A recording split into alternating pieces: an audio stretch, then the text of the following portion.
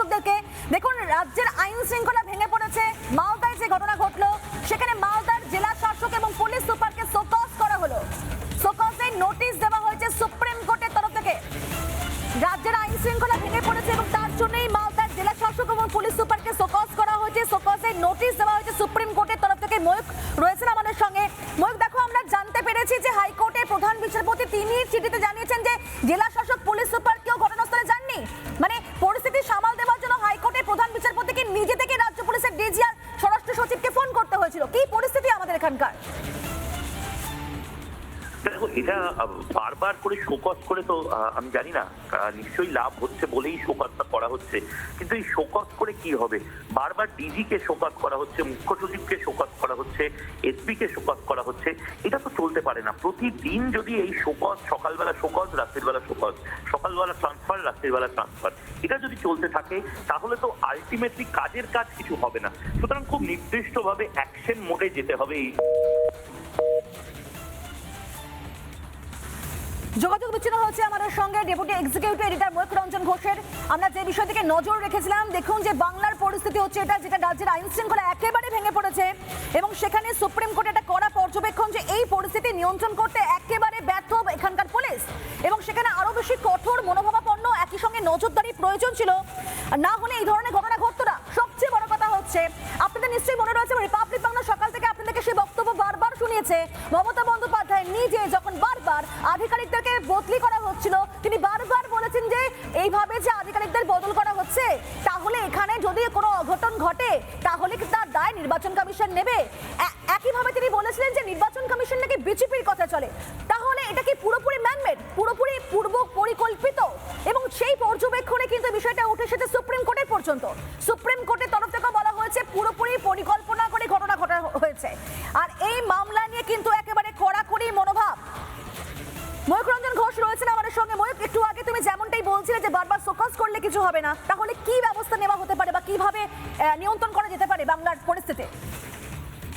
দেখো, সেইটাই ভারত রাষ্ট্র যারা চালাচ্ছেন, যারা সুপ্রিম কোর্ট চালাচ্ছেন, তারা অত্যন্ত সিনিয়র, তারা অত্যন্ত প্রাজ্ঞ, তারা অত্যন্ত জ্ঞানী এবং বিচক্ষণ ব্যক্তি। তারা নিশ্চয়ই কিছু একটা করবেন। আমাদের মহামান্য সুপ্রিম কোর্ট দেখছেন। কৌস্তব বাগচি রয়েছেন, তোমার প্রশ্ন ওনাকে। কৌস্তব, এই মুহূর্তে যে পরিস্থিতি চলছে এবং তুমি দীর্ঘদিন ধরে আইনজীবী হিসেবে কাজ করছো, সুপ্রিম কোর্ট অফ ইন্ডিয়ার চিফ জাস্টিস, ভারতবর্ষের চিফ জাস্টিস, তিনি বলছেন আমরা কি জানি না যে কারা মিসক্রিয়েন্ট? আপনাদের রাজ্যে প্রত্যেকে রাজনৈতিক ভাষায় কথা বলে, প্রত্যেকে এই মুহূর্তে যে ভাষায় কথা বলছে সবচেয়ে পোলারাইজড হয়ে আছে রাজ্য। এক্ষেত্রে মানে এর থেকে মানে লজ্জাজনক কি হতে পারে? পুলিশের ভূমিকা, এখন তো বলাও যাবে না মমতা বন্দ্যোপাধ্যায় নিয়ন্ত্রণ করছে, কিন্তু পুলিশের ভূমিকা কিন্তু একই থাকছে অনেক ক্ষেত্রে। না, তার কারণ হচ্ছে মমতা বন্দ্যোপাধ্যায় তো এই কথা বলে পুলিশকে ইতিমধ্যেই ত্রস্ত করে রেখেছেন যে সরকার আবার আমাদের চলে আসবে, তখন তোমাদের এই করব সেই করব। এখনো অবধি পুলিশের এই গোটা পোস্টিং থেকে শুরু করে সমস্ত অফিসারকে কন্ট্রোল করছে শান্তনু সিনহা বিশ্বাস, বিজিতেশ্বর এই রাউতের মতন লোকেরা। তো স্বাভাবিক কারণে এই বিষয়গুলো হবে। সুপ্রিম কোর্টে আজকে রাজ্যের কঙ্কালসার আইন শৃঙ্খলার পরিস্থিতি, সেটাই আজকে সুপ্রিম কোর্ট তুলে ধরেছে। আমি বলবো যে এই যে কালকের পরিস্থিতি, আমি তো এই কথা আগেও বলেছি, এখনো বলছি, হাইকোর্টের এক এক সময় বিভিন্ন সময় হাইকোর্টের জজেদের প্রতি যে আচরণ তৃণমূল কংগ্রেসের তরফ থেকে হয়েছে, সেটাকে যদি কড়া হাতে মোকাবেলা করা হতো, কালকের এই বিষয়গুলো করার ক্ষেত্রে ওরা সাহস পেত না।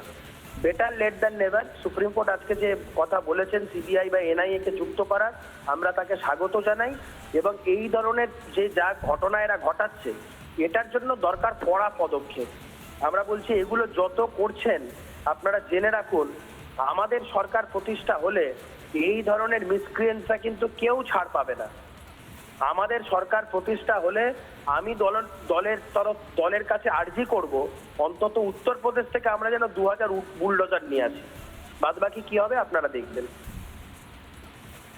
বেশ, অনেক ধন্যবাদ। কৌস্তব বাগচি ছিলেন। ভয়ঙ্কর পরিস্থিতি, দর্শক যারা রয়েছেন, মানে এটা এর থেকে বড় কোনো খবর হতে পারে না। ভারতবর্ষের চিফ জাস্টিস তিনি এই মুহূর্তে বলছেন এবং ফিরদৌস শামীম এই মুহূর্তে টেলিফোন লাইনে রয়েছেন। ফিরদৌস শামীম, আপনি দেখছেন যেভাবে এক এক করে আমরা ব্রেক করছি, আমাদের সঙ্গে টেলিফোন লাইনে, তোমার প্রশ্ন ওনাকে। বিদ্যুৎ বাবু, আপনি দেখছেন যেভাবে চিফ জাস্টিস অফ ইন্ডিয়া যেভাবে একের পর এক অবজারভেশন দিয়েছেন, এনআইএ বা সিবিআই তদন্তের কথা বলেছেন এবং বলেছেন যে আমরা কি জানি না যে কারা দুষ্কৃতী, টোটাল আইন শৃঙ্খলা ভেঙে পড়েছে রাজ্যে। এবং তিনি বলছেন মানে জাস্টিস সিস্টেমের যদি এই অবস্থা হয়, আপনি আর কি বলবেন? জাজরা ভয়ে বাড়িতে রাত 2টো অব্দি ফোনাফোনি করছে।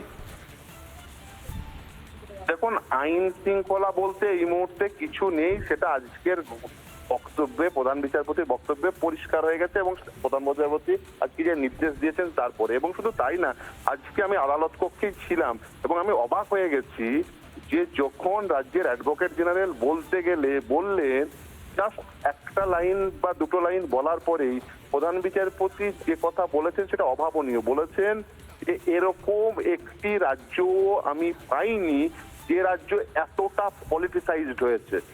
মানে অত্যন্ত দুর্ভাগ্যজনক যে স্টেট মেশিনারিটা সে তার রাজনীতিকরণ এইভাবে ঘটেছে। এবং শুধু তাই না, প্রতিটি ঘটনা নিয়ে রাজনীতি করা হচ্ছে, যেটা আর্টিকেল 12 অথরিটির দ্বারা কখনোই করা উচিত নয়। এবং শুধু তাই না, দেখুন, আদালত নিযুক্ত জুডিশিয়াল অফিসার, তাদের উপরে আক্রমণ হচ্ছে, তারা কোনো প্রকার সহযোগিতা পাচ্ছেন না প্রশাসনের কাছ থেকে। গোটা স্টেট মেশিনারিটা একেবারে সাইলেন্ট হয়ে আছে।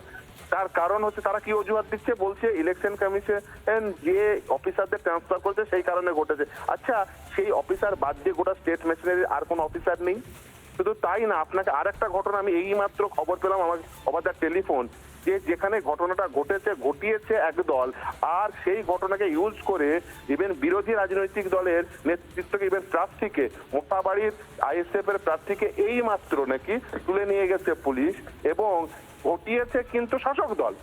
ফলে এই যে মানে ঘটনা ঘটা, যে একদিকে যারা ঘটালো তাদেরকে চিহ্নিত করা, নির্দিষ্টভাবে চিহ্নিত করতে হবে যে, এবং তার কারণে যে ভিডিও থেকে শুরু করে অনেক কিছু আপনাদের কাছেও অ্যাভেলেবেল, ফলে কারা ঘটিয়েছেন এটা সহজেই চিহ্নিত করা যায়।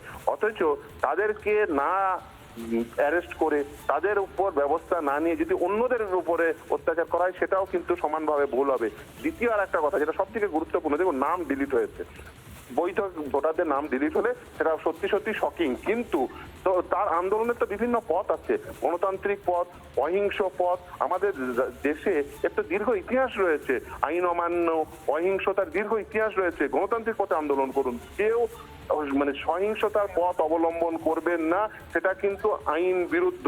আপনি আইনি সহযোগিতা চাইছেন যাতে আপনার নাম, আপনি আইনি অধিকার চাইছেন, সেই আইনি অধিকার প্রতিষ্ঠার ক্ষেত্রে আপনি যদি বেআইনি পথ অবলম্বন করেন তাহলে কিন্তু সেটা আপনার এগেনস্টেই যাবে, ফলে আপনি আরো বেশি আইনে পেঁচে পড়বেন। সকলকে আহ্বান করব, আপনারা নিশ্চিতভাবে আইনের পথ মেনে, আপনার গণতান্ত্রিক অধিকার রয়েছে আন্দোলন করার, কিন্তু আমরা এটা প্রাইম টাইমেও করবো এবং আপনাকেও থাকার জন্য অনুরোধ করবো আমরা। কিন্তু আপাতত ধন্যবাদ আপনাকে। একেবারে ঠিক তাই, অনেক ধন্যবাদ আপনাকে। এবং একই সঙ্গে ময়ূক, তোমাকেও ময়ূক, তুমি থাকো আমাদের সঙ্গে। এই মুহূর্তে আরো একটা খবর আমরা জানি। নানা ধরনের কন্টেন্ট দেখার জন্য লাইক করুন, শেয়ার করুন আমাদের ফেসবুক পেজ, সাবস্ক্রাইব করুন আমাদের ইউটিউব চ্যানেল।